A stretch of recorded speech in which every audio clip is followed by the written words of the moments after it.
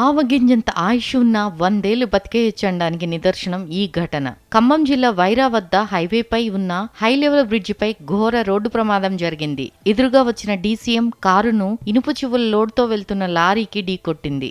దీంతో బ్రిడ్జిపై నుంచి 50 అడుగుల లోతులో ఉన్న నదిలోకి లారీ, కారు పడిపోయాయి. కారు పైన పెద్ద సంఖ్యలో ఇనుప చువ్వలు గుట్టగా పడిపోయాయి. కారులోని వారంతా బ్రతికి బట్టకట్టే ఛాన్స్ లేదని అందరూ అనుకున్నారు. కానీ స్వల్ప గాయాలతో అంతా బయటపడ్డారు. ఈ ఘటన అందర్నీ ఆశ్చర్యానికి గురిచేసింది. అంతా ప్రాణాలతో బయటపడటంతో అందరూ ఊపిరి పీల్చుకున్నారు. ఖమ్మం జిల్లా వైరాకు సమీపంలోని హైలెవెల్ వంతెన వద్ద జరిగిన ఘోర రోడ్డు ప్రమాదంలో ఒకే కుటుంబానికి చెందిన 5గురు మృత్యుంజయులుగా బయటపడ్డారు. బ్రిడ్జి మీద నుంచి 50 అడుగుల లోతులో ఉన్న నదిలో కారు పడింది. ఆ తర్వాత దానిపై లారీలోని టన్నుల కొద్దీ ఇనుప చువ్వలు పడ్డాయి. దీంతో కారు నుజ్జైపోయింది. కారులో ఒకే కుటుంబానికి చెందిన 5గురు వ్యక్తులు ఉన్నారు. వారెవరికి ఎలాంటి ప్రాణహాని కలగలేదు. అందరూ గాయాలతో బయటపడ్డారు.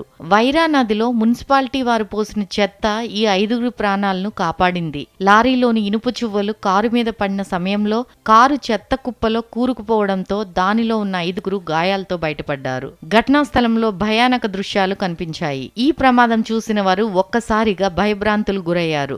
అప్పటికే చిమ్మ చీకట్లు కమ్ముకోవడంతో అసలు ఏం జరిగిందో తెలియక ఆందోళన చెందారు. ప్రమాదం జరిగిన తీరు చూస్తే కారులోని వారు ఖచ్చితంగా మృతి చెంది ఉంటారనుకుంటారు. కానీ వారు మృత్యుంజయులుగా బయటపడటం వారి అదృష్టమేనని అందరూ అనుకున్నారు. కారులో ఉన్న మొగిలిశెట్టి కోటేశ్వరరావుకు తీవ్ర గాయాలు కాగా ఆయన కుమారుడు మొగిలిశెట్టి రాజశేఖర్, కోడలు గీత, మనవడు మనమరాలు తేజస్ జ్యోతి స్వల్ప గాయాలతో బయటపడ్డారు. కోటేశ్వరరావును ఖమ్మం ఆసుపత్రికి తరలించారు. ప్రధాన హైవే కావడంతో కొన్ని కిలోమీటర్ల మేర వాహనాలు నిలిచిపోయి ట్రాఫిక్ జామ్ అయ్యింది. పోలీసులు ఘటనా స్థలానికి చేరుకుని ట్రాఫిక్ క్లియర్ చేసి గాయపడిన వారిని హాస్పిటల్ కి తరలించారు. ఈ ప్రమాద ఘటన చూసి ఇది నిజమా, ఏదైనా సినిమాలో సన్నివేశమా అని చర్చించుకుంటున్నారు. బ్రిడ్జిపై నుంచి నదిలో పడి ప్రాణాలతో బయటకు రావడం చూస్తే నిజంగా అదృష్టవంతులు మృత్యుంజయులే అంటున్నారు.